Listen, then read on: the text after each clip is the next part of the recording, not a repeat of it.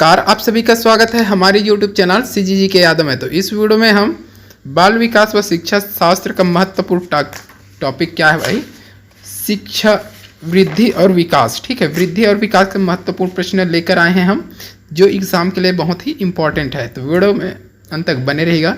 बिना देरी किए चलते हैं पहले प्रश्न की ओर। पहला प्रश्न क्या दिया है, निम्नलिखित में से कौन सा विकास का सिद्धांत है। तो इसमें से विकास का सिद्धांत कौन है, ये चीज़ आपको बताना है। यह निरंतर चलने वाली प्रक्रिया नहीं है, बिल्कुल है ये, है ना। तो ये नहीं हो जाएगा, ये सिद्धांत नहीं है विकास का। विकास की सभी प्रक्रियाएं अंतः संबंधित नहीं होती, अंतः संबंधित होता है, ये भी नहीं हो जाएगा। ठीक है, अगला क्या दिया है, सभी का विकास दर समान नहीं होता, विकास हमेशा रेखीय होता है। इन दोनों में से आपको सही आंसर क्या है बताना है। ठीक है, विकास का सिद्धांत है, कौन सा विकास का सिद्धांत है।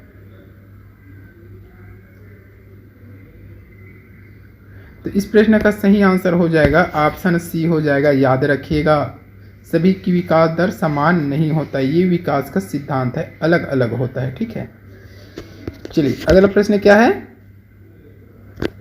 उच्च स्तरीय ज्ञानात्मक कौशलों का विकास निम्नलिखित में से सर्वाधिक उपयुक्त है।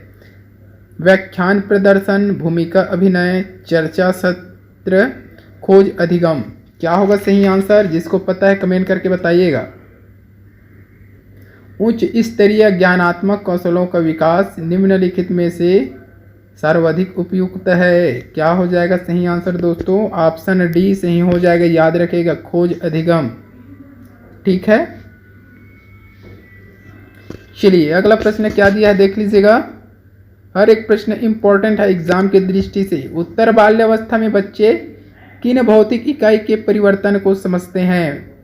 बहुत ही इंपॉर्टेंट प्रश्न है। उत्तर बाल्यावस्था में बच्चे जो है किन भौतिक इकाई के परिवर्तन को समझते हैं। मात्रा, मात्रा एवं अंक या संख्या, अंक, मात्रा, अंक, संख्या, क्षेत्र।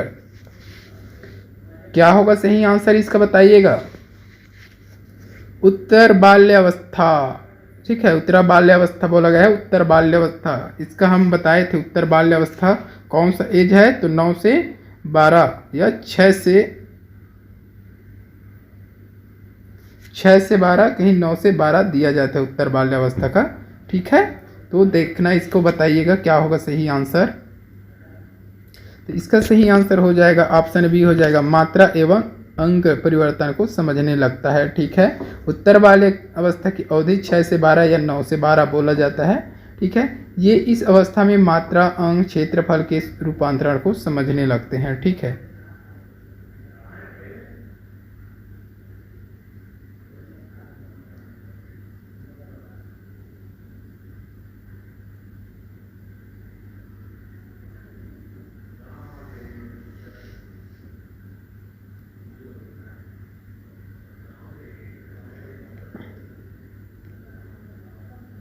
तो मेरे ख्याल से ये डी ऑप्शन होना चाहिए यार, देख लीजिएगा इसको, थोड़ा सा कंफ्यूज है। ठीक है,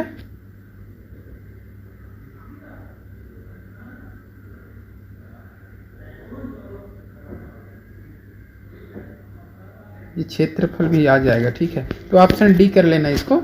ठीक है, अगला प्रश्न देखेंगे,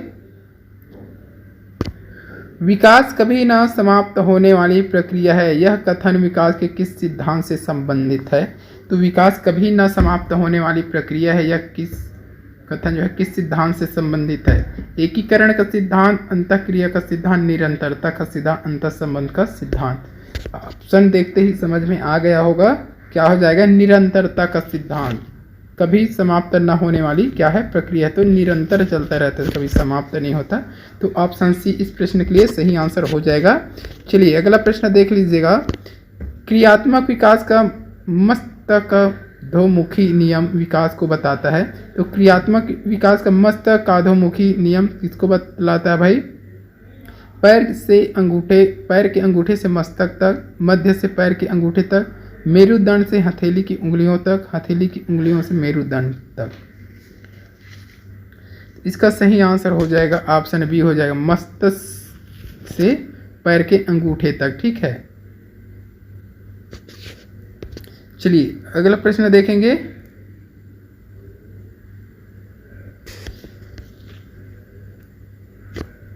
निम्नलिखित में से कौन सा बाल्यावस्था की प्रमुख विशेषता नहीं है पूछा गया है, याद रखिएगा नहीं है। शारीरिक व मानसिक स्थिरता, वास्तविक जगत से संबंध, दूसरों पर निर्भरता, रचनात्मक कार्यों में आनंद। तो इसका सही आंसर क्या होगा कमेंट करके बताइएगा जल्दी से फटाफट। तो सही आंसर की अगर बात करें तो ऑप्शन सी हो जाएगा, दूसरों पर निर्भरता। तो बाल्यावस्था की प्रमुख विशेषता कौन सी नहीं है, दूसरों पर निर्भरता, ये उसकी विशेषता नहीं है। ठीक है,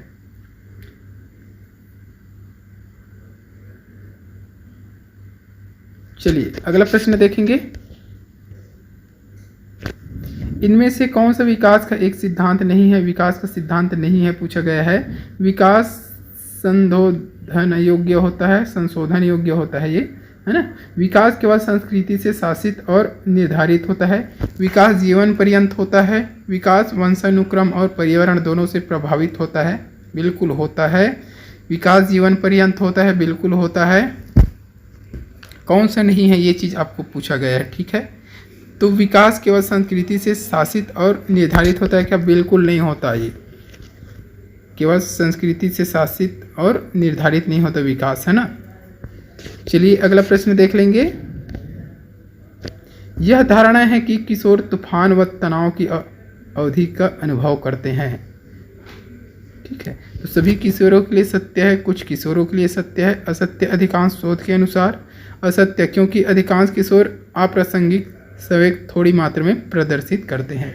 क्या होगा इसके लिए सही आंसर बताना है। तो ये सभी किशोर अवस्था के लिए है। ठीक है, तूफान व तनाव की अवधि का अनुभव सभी किशोर अवस्था करते हैं। तो ऑप्शन ए इसका सही आंसर हो जाएगा। अगला प्रश्न क्या है देखेंगे। कौन सा कथन मानव विकास के संबंध में गलत है, कौन सा कथन जो है मानव विकास के संबंध में गलत है, ये आपको बताना है। शक्ति और गति विकास पूर्वानुमेय होता है। प्रशिक्षण और अधिगम विकास सामान्य से विशिष्ट की ओर चलता है। कौन से कथन गलत है, ये चीज आपको बताना है मानव विकास के संबंध में। तो इसका सही आंसर हो जाएगा ऑप्शन ए हो जाए, शक्ति और गति, ये गलत है ना। मानव विकास के संबंध में ये गलत कथन है। अगला प्रश्न क्या दिया है देख लीजिएगा। व्यक्तिक तथा वातावरण से संबंधित कारकों का प्रभाव अधिगम पर किस अवस्था तक पड़ता है।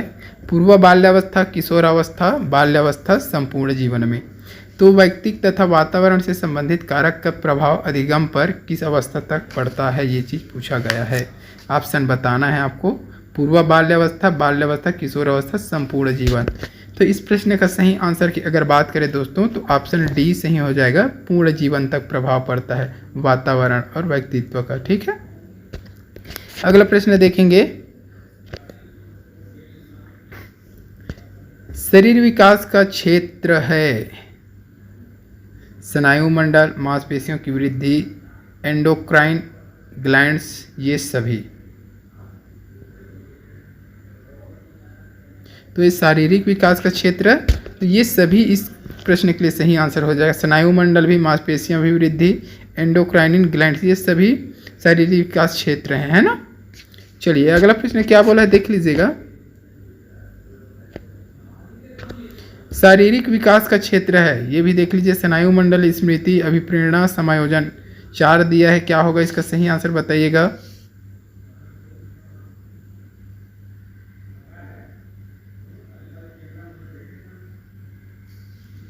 तो अभी जस्ट देखें स्नायुमंडल था उसमें शामिल है ना, तो ऑप्शन ए सही हो जाएगा। अगला प्रश्न क्या दिया है। विकास के निम्नलिखित सिद्धांतों में से कौन सा सिद्धांत गलत है। तो विकास के निम्नलिखित सिद्धांत, ये 4 सिद्धांत दिया गया है। ठीक है, विकास के 4 सिद्धांत है, इसमें से गलत कौन सा है ये चीज़ आपको बताना है। विकास में व्यक्तिगत विभिन्नता होती है, तो बिल्कुल होती है विकास में व्यक्तिगत विभिन्नता। विकास संयोग का परिणाम होता है, तो ये गलत हो जाएगा दोस्तों, है ना, ये गलत हो जाएगा, यानी कि यही आंसर हो जाएगा। ठीक है, यह एक सतत प्रक्रिया है, यह अनुमानित है। ठीक है, तो ऑप्शन बी इसका सही आंसर हो जाएगा। अगला प्रश्न क्या है देख लीजिएगा। विकास का अर्थ है, विकास का अर्थ क्या होता है ये चीज़ पूछा गया है। तो परिवर्तनों की प्रगतिशील श्रृंखला है। अभिप्रेरणा के परिणाम स्वरूप परिवर्तनों की प्रगतिशीलता श्रृंखला।